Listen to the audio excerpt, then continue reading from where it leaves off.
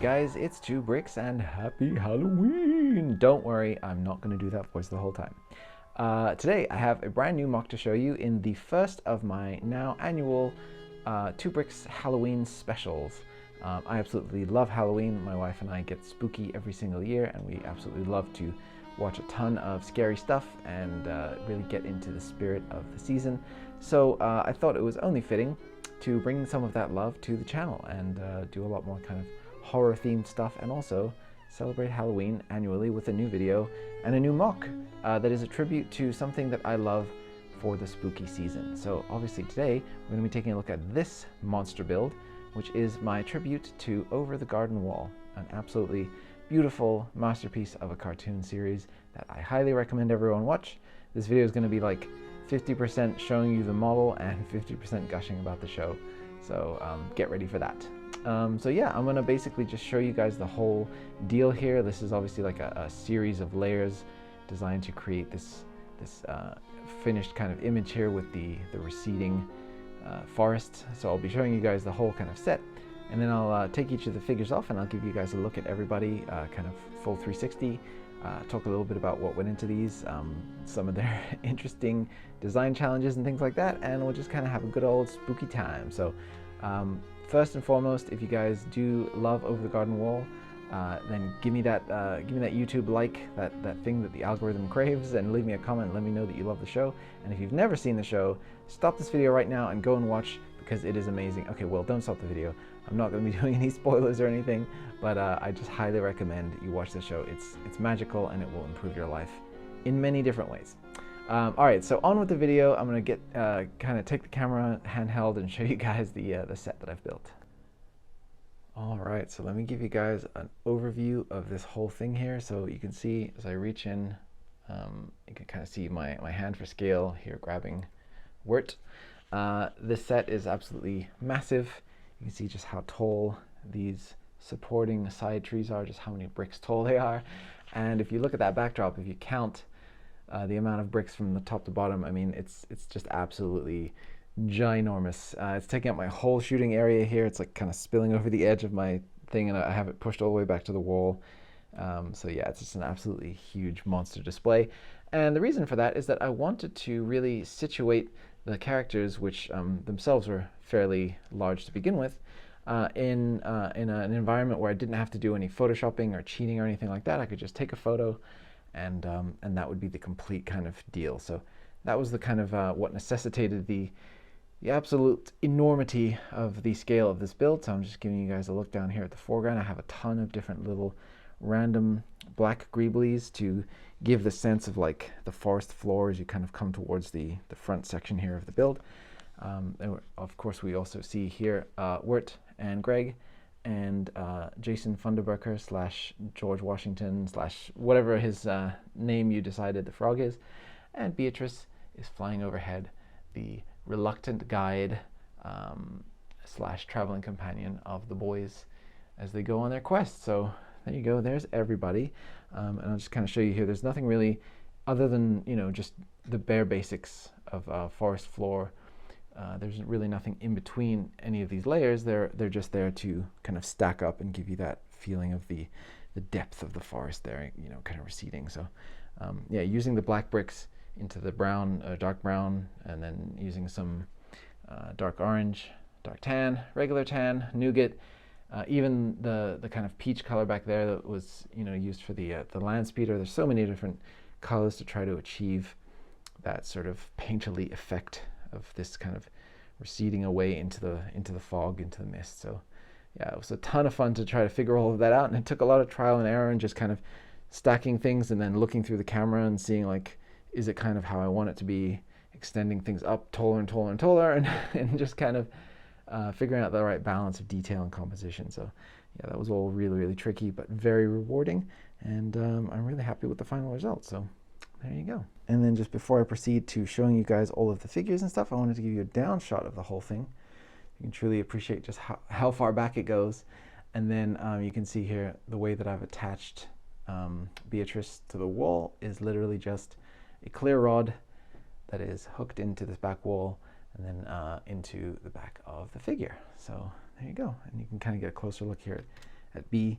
She's not really, you know, that easy to kind of see all the detail of when she's just kind of placed in the background here, but that'll be for the close-up later on. So, but I wanted her to be further back because scale-wise, she should be smaller than Jason Funderburker here, and you can kind of see, you know, they're roughly equal size, and I just wanted to push her back to kind of increase the difference in the scale between them to make her feel more appropriate, because to get the detail that I wanted in there, she needed to be a certain size, and so, you know, that kind of necessitated that forced perspective on that.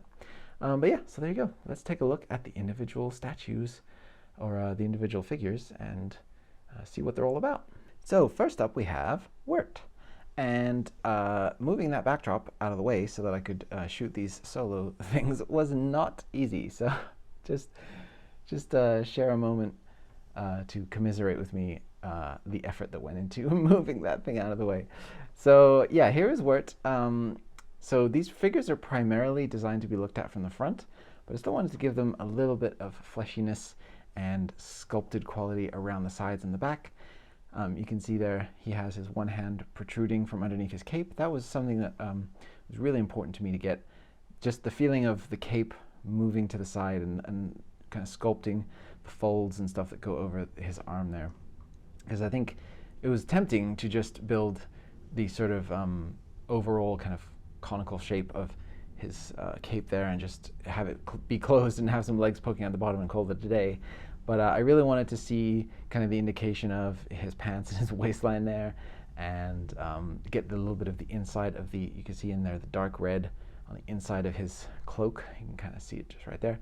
And yeah, all of that kind of detail and niceness would be lost if I was to do it that way. So that was important to me.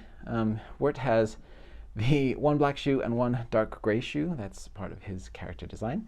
The triangular nose was something that I experimented and went back on so many different times to try to come up with different iterations on that to get it just right. And that was really, really challenging, as was his kind of gnome hat that he has on. I went through so many different design ideas, and I went between regular red and dark red, and this is what I kind of settled on eventually. So, you know, the cone element of it starts to break down a little bit as you get around to the side, and you can see how flat his head is. But from the front, I think it captures it perfectly, especially the fact that it comes to that nice point at the top, and there's no kind of like real gap in there. It really gets that conical idea across. Yeah, his ears were also a really difficult shape to capture and required some interesting angles there, and then clipping it in from the side and angling it a certain way to get that to feel just right. And you can see right in here, I finished out the shaping on the back of the cloak as nicely as I could. You know, it's fairly basic, but it gets the job done. And I think as if I was to just put this out on my lawn as like a garden gnome, I think it would be a really nice little fun addition there. So yeah, let me get in a little bit closer and give you a look at the specifics on how I built his face, because that in particular is very, very interesting and difficult. So Wirt's face is built in kind of two halves, basically. Think about the studs up on this side and the studs up on that side, and then the anti-studs meeting in the middle. It's a little more complicated than that, and it kind of changes directions a few times, but that was the kind of basic idea that was necessitated by this triangular shaped nose here. That was the most difficult thing to get. And then the second most difficult thing was figuring out the exact combination of slopes and things to get the angle right on his face to give him that kind of thin but still fleshy look that his face has. So yeah, that was all really, really tricky stuff, and took an absolute ton of iteration to figure it out, but I got there to a result that I'm fairly happy with. And yeah, I mean, the only thing is if I could just kind of tweak these elements under here to be smoother and stick out less. They're just, these are tiles, and that's why they have a little bit of extra clearance underneath them and creates that little bit of a shadow. You know, it's necessary for the design, and from, you know, the distance that I was shooting from, you really don't see any of that. But when I look up close, I'm like, I can see those lines in there. But yeah, there just really was no better way to capture that. The one bit of articulation, or I guess two bits, is the neck here is actually built on a turntable, and There's a nice little collar in there. I love the way that that kind of comes together. But yeah, the actual inside of the neck here is built on rounded bricks that are studded in with a single centralized stud so they can rotate freely. So that enabled me to just fine tune the direction that he was looking. And I knew that that would be important because I was going to be lighting this from a lot of different angles, and I needed to be able to pose the face exactly at the right angle to, you can see right here just how many different ways that it catches the light and stuff that would kind of potentially ruin a shot. So that was important. And then yeah, the second little tiny bit of articulation here is on his arm, which can be just posed more down or more up because it's on a ball joint, but it's really designed to be right where it's at, just right there, kind of coming out a little bit concerned, because Wirt is the more concerned of the two brothers. And yeah, just the fingers are really basic. They're built with these studs with the plate sticking out of them, and I think it does the job well enough. So there you go. There is Wirt. And next up we have Greg, and Greg was not so much a challenge as he was 50 million different challenges all stacked on top of each other. That just made him incredibly difficult to design. Here he is holding his beloved frog, whose name changes throughout the show. But I like Jason Funderburker. That's my favorite one of the names that he has. And yeah, just even things like picking the colors for the frog, because I already had used the perfectly colored sand green for his overalls there, so I couldn't use that for the frog. So olive is definitely a lot more of a rare color to work with, and something that was really tricky as far as my parts collection goes, pretty limited. But I think I found just enough parts to make it work. I really wanted to have his dangly legs there, kind of, you know, he's being held. And this arm is obviously just a cheat. It's like very flat, but it's holding him in place. And yeah, that was really hard. But it worked out. And using those relatively new 2 long bar pieces on the inside of the pupils here really made all the difference to his eyes for the frog, because previously when I didn't have, it was just the hollow stud, you really couldn't read the frog's eye direction. And so, like, yeah, putting those 2 bars in there really solved a lot of problems for that. And then just the scale, obviously, for this figure is dictated by the scale of Wirt, who I designed first. And so I knew that he needed to be a lot shorter, but also a lot wider and have bigger eyes. So figuring out the exact way to represent those eyes was tricky. The eyes can actually be positioned either looking up or down, or you can leave one up and one down if you want them to look crazy. And then the arm is really designed to just be at this one angle, like pointing off into adventure. And because, you know, he's the one who leads the way.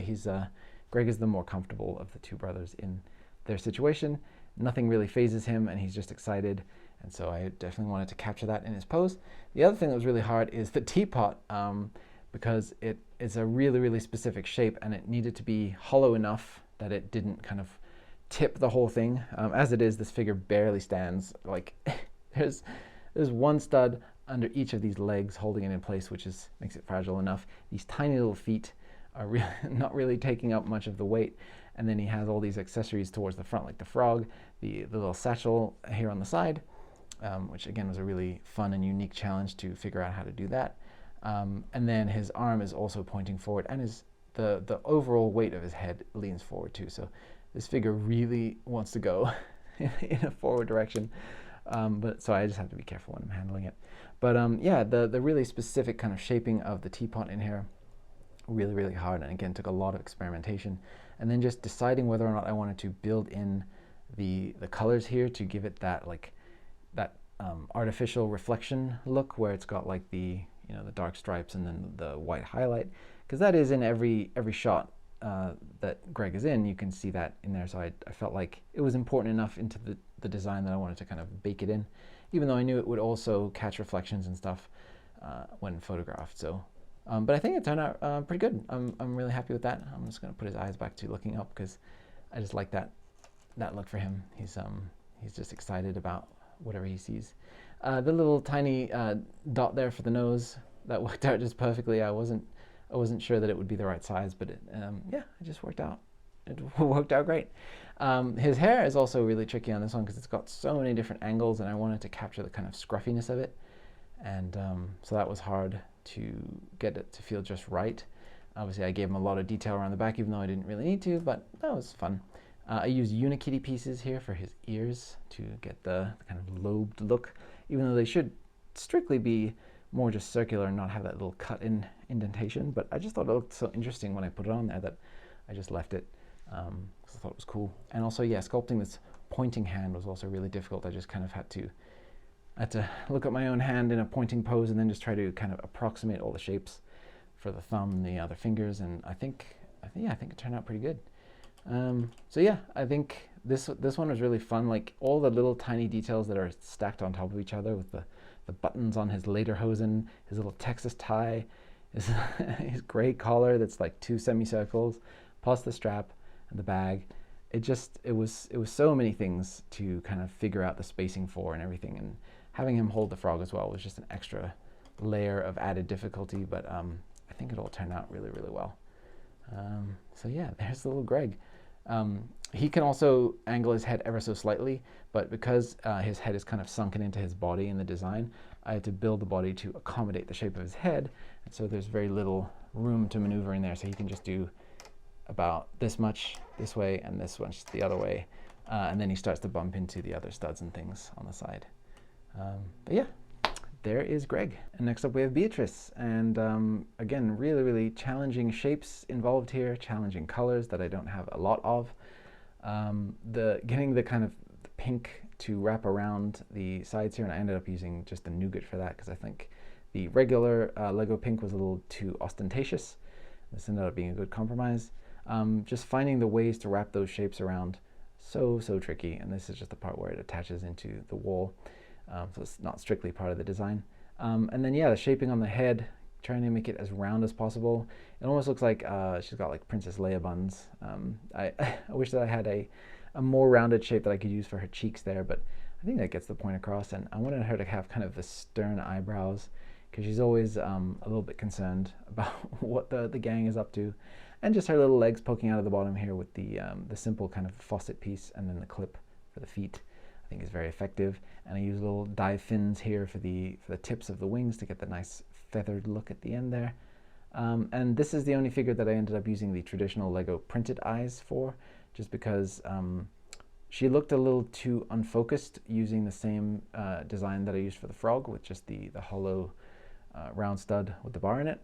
She looked a little bit like kind of wide-eyed and crazy, and these, even though the figures or the characters in Over the Garden Wall shouldn't have eye whites, like little dots, that actually really helped to focus her up and give her some directionality to her gaze. So I just thought, why not? And she's in the back, and it's not a huge deal. And then yeah, just for the beak here, using these 2 flat silver colored like tooth pieces stacked on top of each other for the beak, worked out really well. I do wish that they were a little bit more of a flat color because it kind of blends with the kind of main gray of her face a lot there, especially in the background. When it's posed back there, you really have a hard time seeing that, but from certain angles it really works. So it's kind of just one of those things, I guess. But yeah, so this was it. I just designed her to have her wings only really be able to fold back because I knew that she would be in flight. I kind of went back and forth between having her be in a seated pose with her wings folded or in flight like this, but I thought, everybody's standing in the foreground. It'd be nice to have Beatrice flying overhead, kind of watching over them as she does a lot in the show. So yeah, there is little Beatrice. And here's the whole gang together without the backdrop, and I think that they just look so adorable together. They all look like such a fun little fellowship of oddball characters. So there's my tribute to Over the Garden Wall. Hopefully, if you guys have seen the show, maybe this will kind of re-spark your interest and desire to go back and rewatch it, because it's basically a movie. It's 10 episodes long, and it just kind of all flows together in a way that feels like it could be a feature film.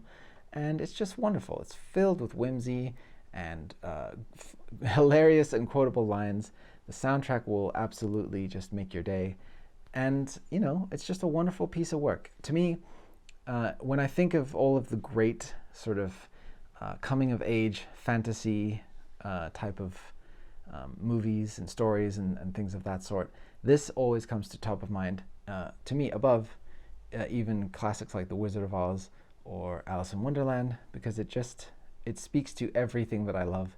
It speaks to my very soul, and I think I just wanted to share that love with everybody here on my 2bricks channel and the rest of the internet at large, and just hopefully inspire some folks who've never seen it to go back and give it a look. It's on HBO Max, I believe, and especially because this year Cartoon Network cartoons have been under attack, in such a weird sentence to say, but many shows have just vanished from the face of the earth with little to no explanation from Warner Brothers. It's all part of corporate mergering and restructuring and capitalist nonsense. And beautiful, wonderful pieces of art that hundreds of people put their time and effort into, and their blood, sweat, and tears just vanish off the face of the earth. So the ones that are still here, I think we should definitely show our appreciation and love for, and this is definitely top of my list. And plus, it's just a really awesome time to watch something that's got a little bit of spooky vibes. It's not scary for the kids. It doesn't speak down to you as an adult. It's just perfect. So I highly recommend you guys give it a look this spooky season, and I hope that you enjoyed my loving Lego tribute to it. It certainly took a long time to do, and I'm gonna have another kind of maybe a week worth of sorting to get everything back into its proper place. All the sorting that I've been doing has now been undone with all of my brown, tan, black, and other colors, so yay. But yeah, it was totally worth it. This is such a fun build. So yeah, that's gonna wrap up the first annual 2bricks Halloween celebration. Next year, or each year going forward, I'm going to do another large mock tribute, or I don't even know if it'll be large, but it'll be a Lego mock tribute to something that I think is underrated as a Halloween classic, and that I think that you guys should give your time to. So look forward to whatever I do next year, and yeah, thanks for watching. If you guys do want to leave me a like, a comment, and a subscribe on YouTube, that helps the algorithm to know that you approve of what I'm doing, and also it just helps the channel to gain more traction. So that is always appreciated, and I know that you guys do that, so thank you very much.